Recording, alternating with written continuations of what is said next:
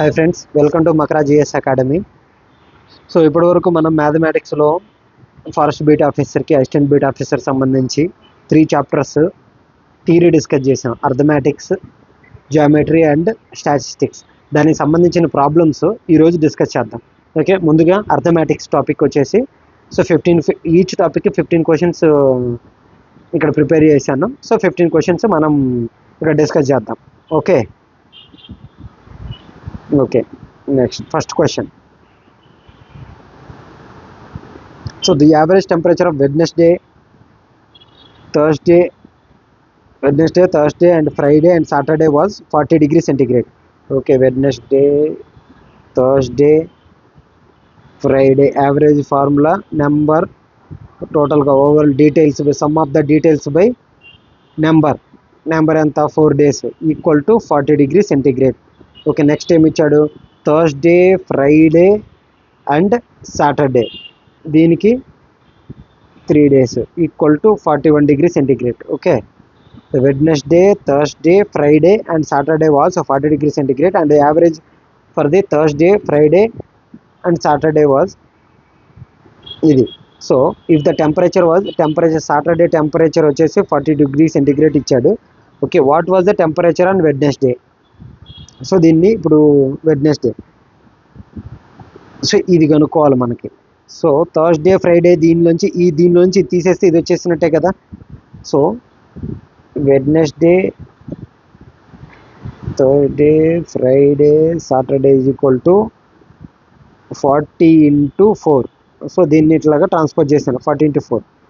దీనిలోంచి minus Thursday, Friday, Saturday is equal to 41 into 3. Okay, 41 into 3. So subtract చేసినప్పుడు ఈ మొత్తం పోతాయి. So Wednesday is equal to 160 minus 123. So ఏమొస్తుంది? 160 minus 123 అంటే 37 degrees centigrade.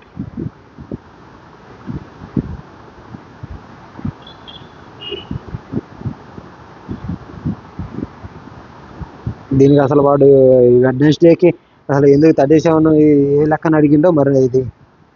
So answer దీనికైతే 37 degrees centigrade.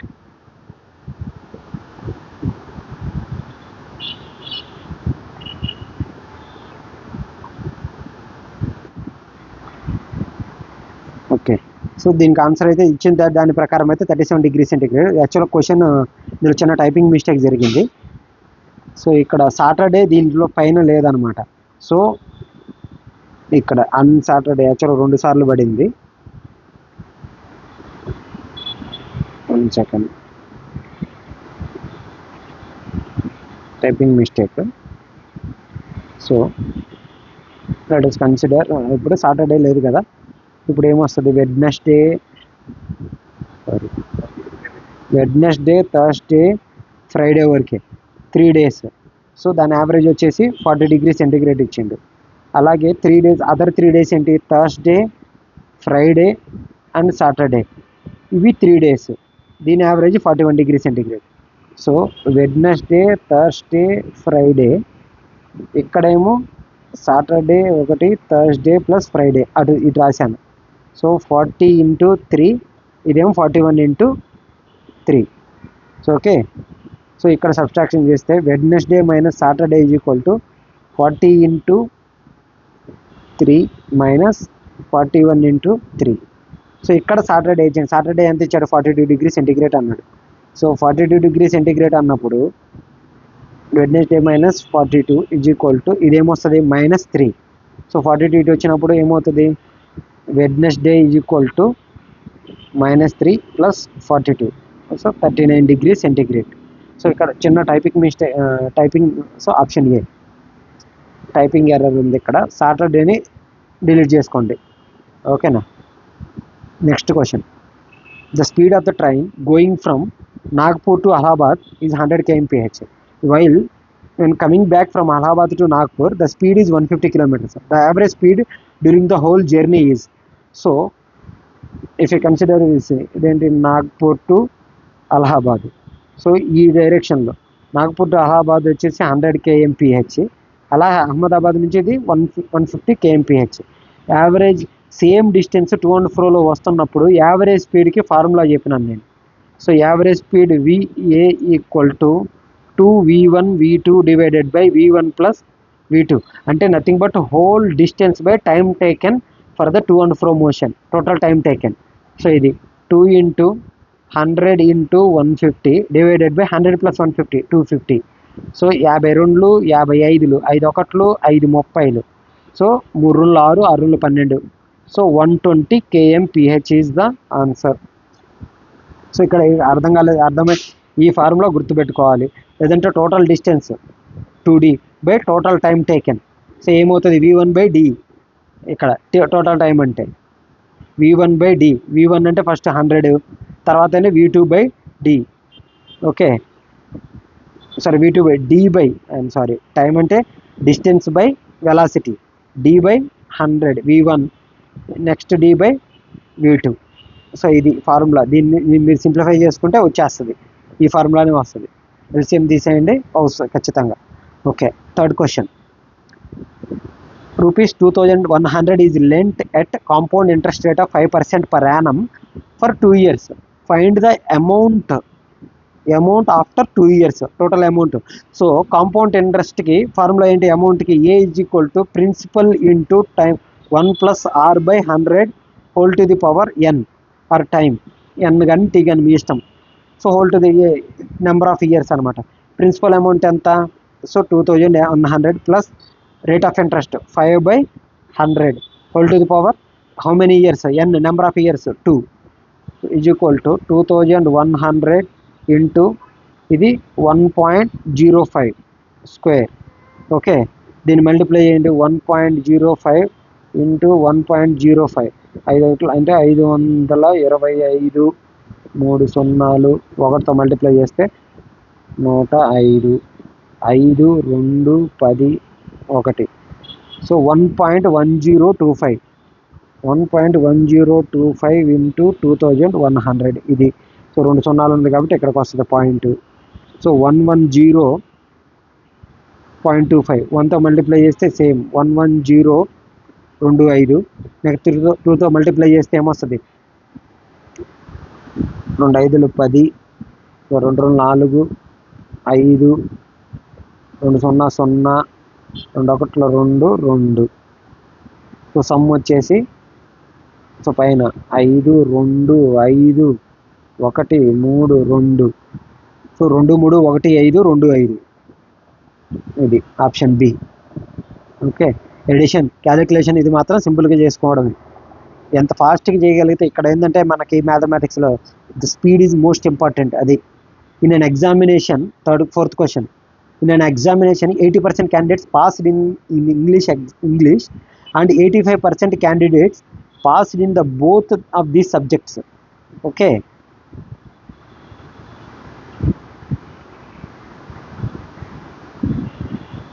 So in an examination, 80% candidates passed in English and 85% passed.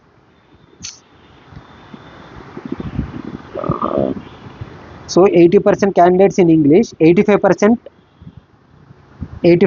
ఇక్కడికి వచ్చిన correction in mathematics, చిన్న డేటా మిస్ అయింది. And 73% people passed in both exams. ఇది ఈ 73% ఈ బోత్ ఎగ్జామ్స్ పాస్డ్ ఇన్. ఇక్కడ 85% mathematics, 73% in both exams. Okay, then what percentage of candidates failed in both the subjects? So failed in both the subjects అంటే at least ఒక సబ్జెక్ట్లో pass అయిన వాళ్ళు ఎంతమందో తెలిస్తే సో బోత్ ఎగ్జామ్స్లో ఫెయిల్ అయిన వాళ్ళ సంగతి తెలుస్తుంది కదా. సో సింపుల్గా యూనివర్సల్ సెట్లో నుంచి మనం యూనియన్ని మైనస్ చేయగలిగితే ఫెయిల్ అయిన వాళ్ళు వచ్చేస్తారు. ఓకేనా. సో ఇక్కడ చిన్న కరెక్షన్ ఏంటంటే 85% passed in mathematics. Okay, next and both the సబ్జెక్ట్స్లో పాస్ అయిన వాళ్ళు 73%. ఈ ఒక్క డేటా యాడ్ చేసుకోండి. ఓకే, ఇప్పుడు సో సింపుల్గా ఇంగ్లీష్లో పాస్ అయిన వాళ్ళు ఎంతమంది? 80%. సో మ్యాథ్స్లో పాస్ అయిన వాళ్ళు 85%. బోత్ ఎగ్జామ్స్లో పాస్ అయిన వాళ్ళు 73%.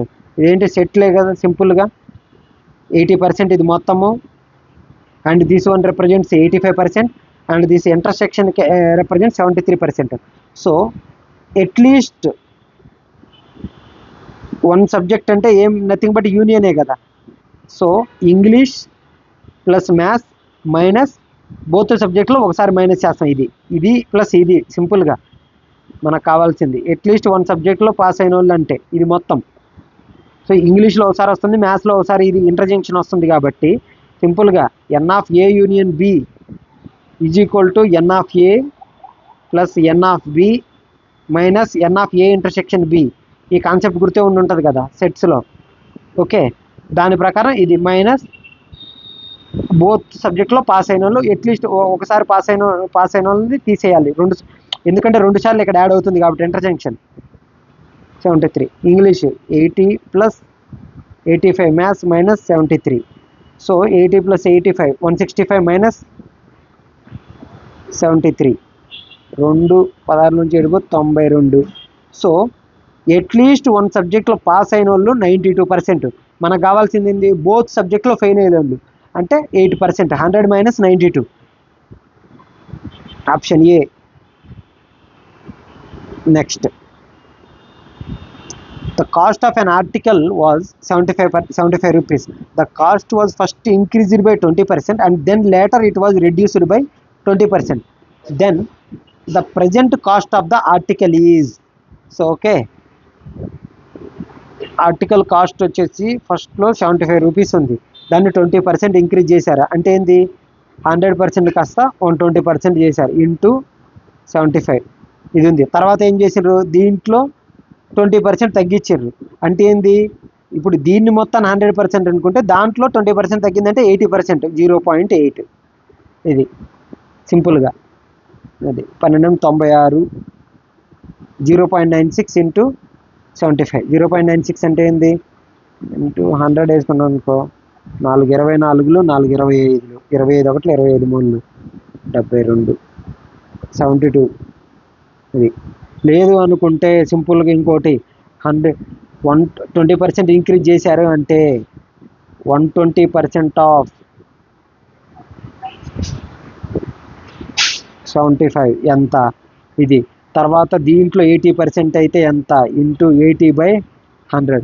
So 80/100 into 120/100 into 75. ఇది దీంట్లో చేసినా కూడా వచ్చేది ఇదే.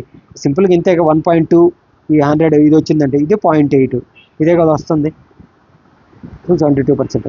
By selling A bicycle for next 6th question. By selling a bicycle for 2850, a shopkeeper gains 14% profit.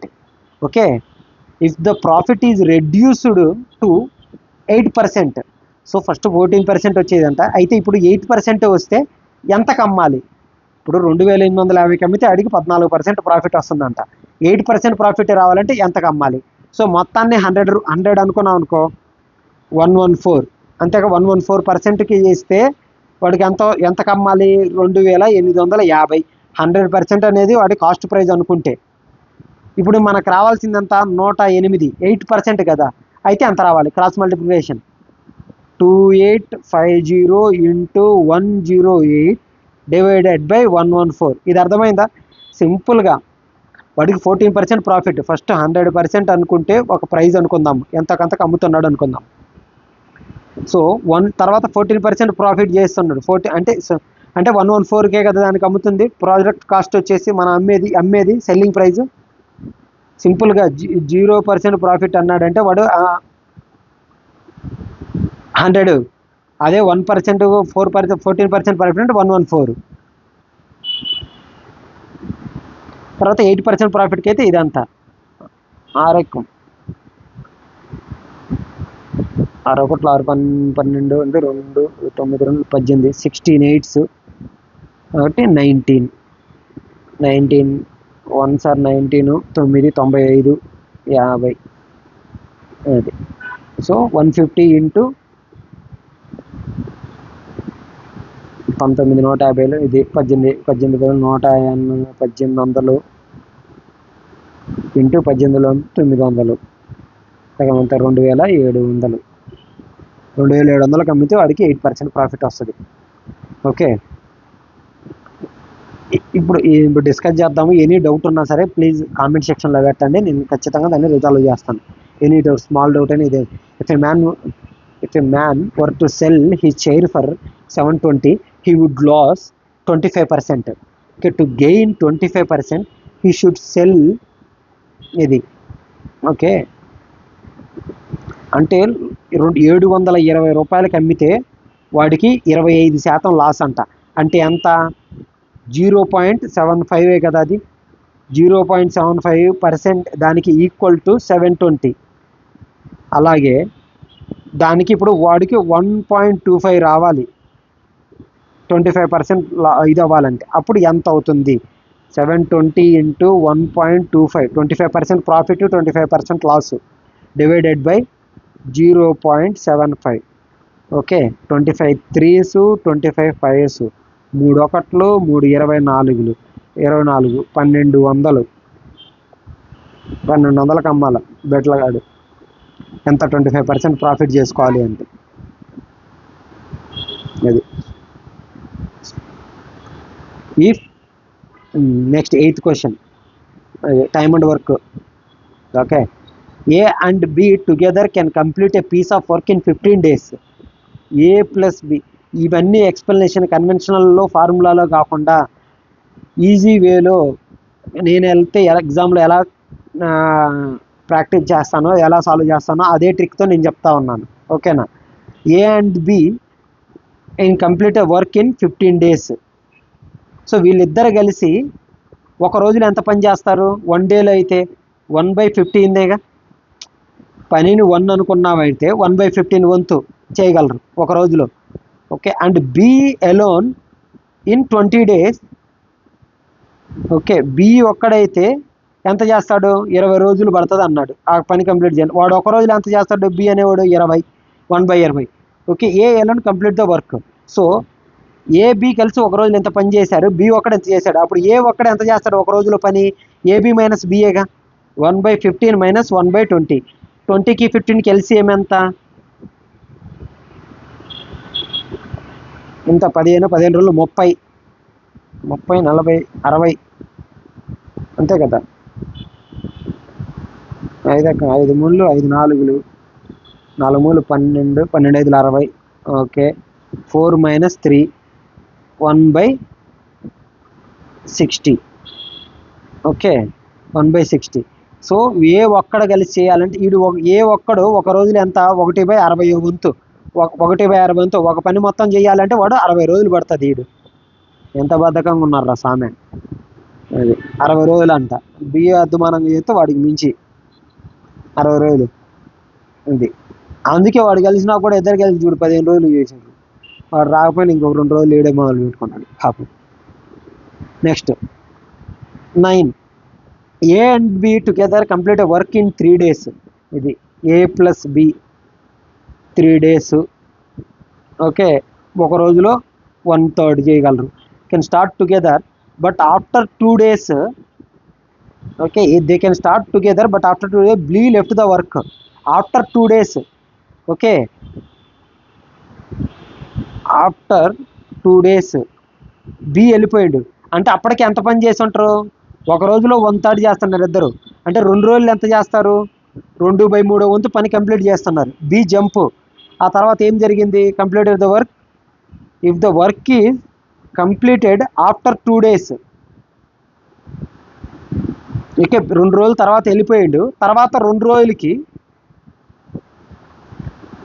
ఆ తర్వాత 2 రోజులకి ఏమైనా కంప్లీటెడ్ ద వర్క్. తర్వాత ఏ ఒక్కడు 2 రోజులు చేశాడు పనిని. 1/3 ఆఫ్ పనిని ఏ ఒక్కడు 2 daysలో చేసిండు.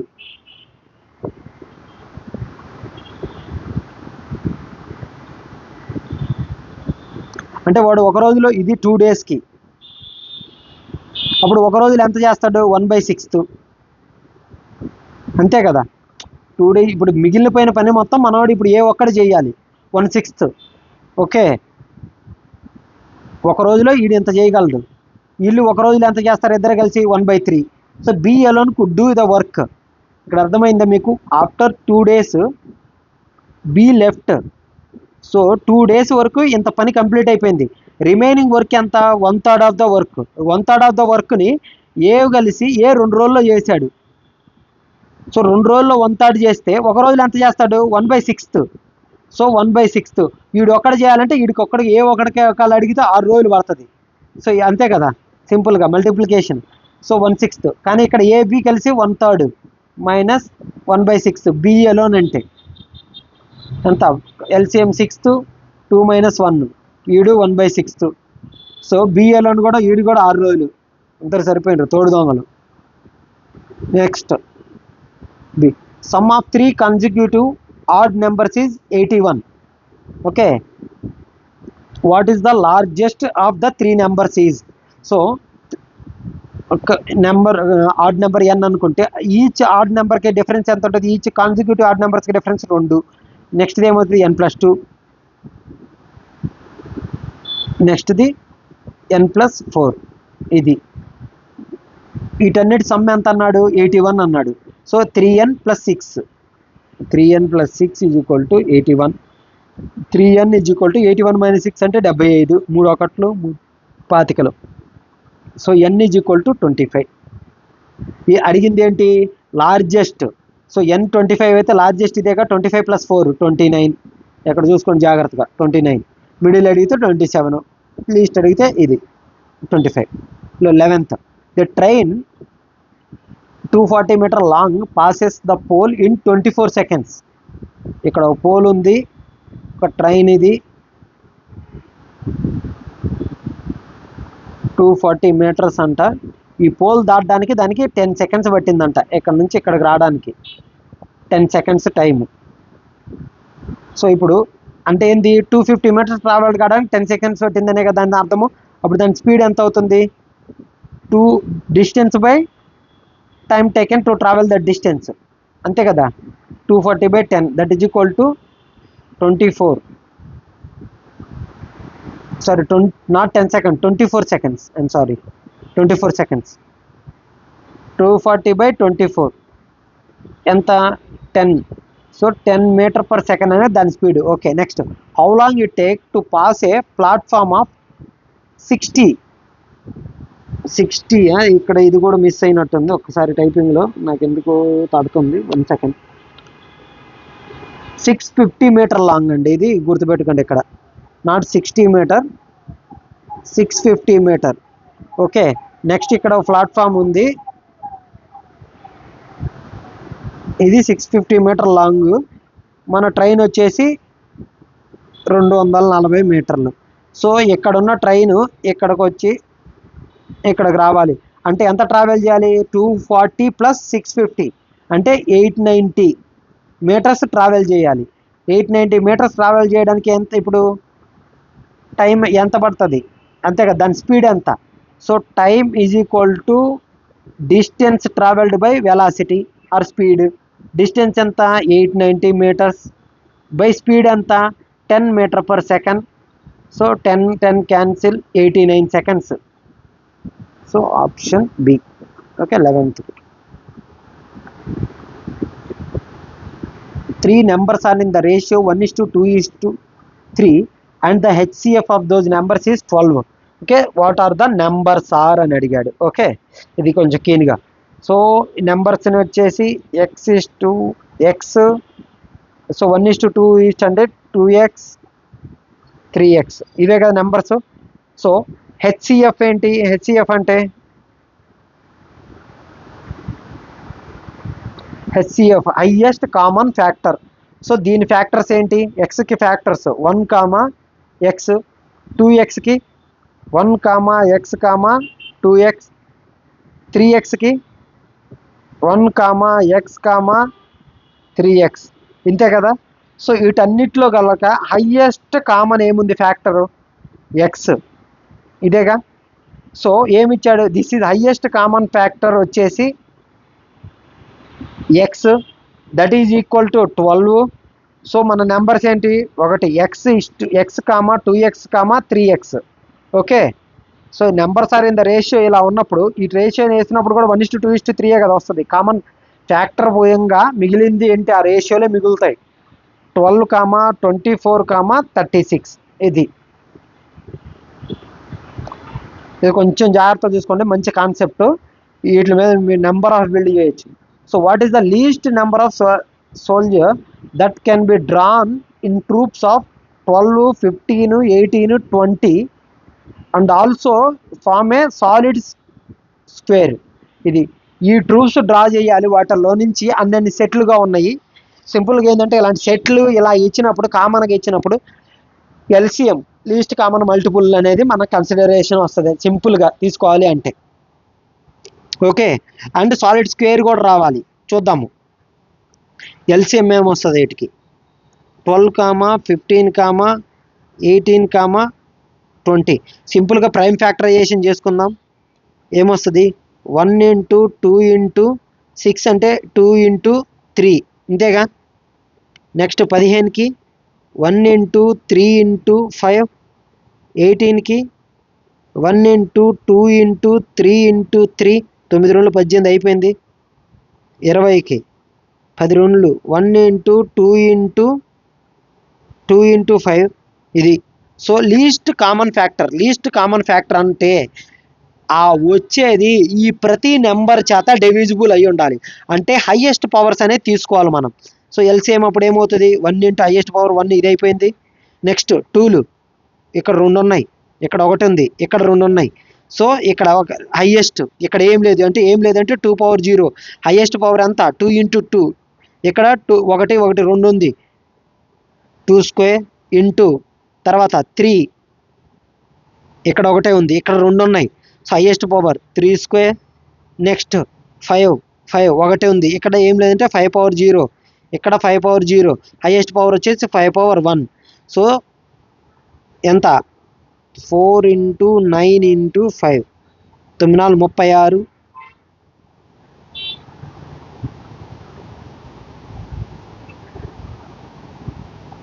9 4 36, 36 × 5 36 × 5, 5 6 30, 5 3 15, 3 18. ఇది 180 దీని ఎల్సిఎం. అయితే ఏమడిగాడు సాలిడ్ స్క్వేర్ అడిగాడు. సాలిడ్ స్క్వేర్ తర్వాత దీని మల్టిపుల్స్ తీసుకోవడమే. 18 360 సాలిడ్ స్క్వేరా కాదు. 360 540 సాలిడ్ స్క్వేరా కాదు. నెక్స్ట్ 540 72 720 కాదు. తర్వాత 900 900ని 30 × 30గా రాసుకోవచ్చుగా ఇది. సో ఇక్కడ చూసుకోవాల్సింది. నెక్స్ట్ కూడా ఉంది 1080, అది స్క్వేర్ కాదు. సో ఇలాగా ఎల్సిఎం తీసుకోవడము అది సాలిడ్ స్క్వేర్. నెక్స్ట్ ఎల్సిఎం వరకు ఏంటంటే ఆ ట్రూప్స్ ప్రతి ఒక్కటి డ్రా చేయొచ్చు అందులో నుంచి ఎల్సిఎంతో అయితే, ఎందుకంటే మల్టిపుల్స్ ఆఫ్ 12 కదా అది. Next after 14th question, after the division of the number successively by 3, 4, 7 the remainder. ఈ క్వశ్చన్ ఒకసారి నాకు డౌట్ ఉంది, నేను తర్వాత ఎక్స్ప్లెయిన్ చేస్తాను ఆ పాయింట్, అది ఒకటి వరకు. 15th question, though the numbers are in the ratio 3:4. Okay, if their LCM is 24, then the smaller of the two is 3:4 అంటే నెంబర్ని 3x, 4x అనుకోవచ్చు కదా. So LCM least common multiple దీనికి 3x. నెక్స్ట్ ఏమవుతుంది next number 6x, next 9x, 12x. These are the multiples of 3xగా into ఏమంటారు next 15x, ఇక్కడ 4x, 8x, 12x, 16x. So ఏమడిగారు ఎల్సిఎం అంటే లీస్ట్ కామన్ మల్టిపుల్. ఈ రెండిటికి కామన్గా ఉండాలి, లీస్ట్ ఉండాలి. తర్వాత కూడా వస్తాయి 15 ఉంటుంది, తర్వాత 18 ఉంది, 18 తర్వాత ఏంటి 21, 24x కూడా కామనే వస్తుంది. కానీ కామన్ కావాలి కాబట్టి ఇక్కడ ఏముంది 12x, ఇది 12x. So 12x is equal to 24. So 12x equal to 24, x is equal to 2. So X equal to 2 6,8